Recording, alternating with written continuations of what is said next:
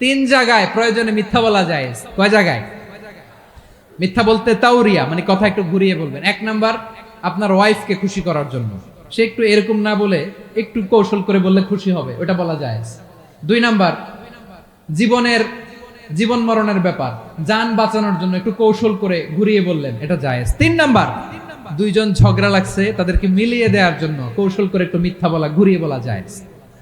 দুইজনের মধ্যে দেখলেন যে সম্পর্ক খারাপ, তো একজনরে বললেন, ভাই সে তো ওই দিন আপনার ব্যাপারে অনেক প্রশংসা। কি আমার ব্যাপারে প্রশংসা? তার সাথে তো আমার মারাত্মক সম্পর্ক। কি বললো? এই বললো আপনি নাকি এই করছেন ওই করছেন, অনেক প্রশংসা। লোকটার মন খুশি হয়ে যাবে তার ব্যাপারে, ঠিক কিনা? আবার তার সাথে যার ঝগড়া, ওরে যে বলুন, ভাই ওই দিন তো সে আপনার অনেক অ্যাপ্রিসিয়েশন করলো, অনেক। সে তো অবাক, কি রে বলে কি আমার? এই যে দুইজনের ব্যাপারে দুইজনের একটু ভালো ভালো কথা বলে দিচ্ছেন, একদিন দেখবেন রাস্তা দিয়ে হাঁটার সময় একে অপরকে সালাম দিয়ে ফেলছে,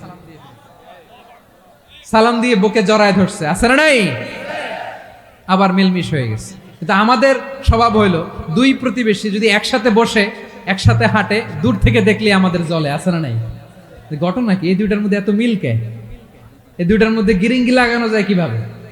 হ্যাঁ, এই বন্ধুত্ব ফ্রেন্ডশিপ নষ্ট করা যায় কিভাবে? এরকম মানসিকতা সবার না, আমাদের অনেকের মধ্যে আছে না নাই? আল্লাহর কাছে তওবা করেন, এই মানসিকতার যেন আমরা না হয়, আমরা মিলিয়ে দিব।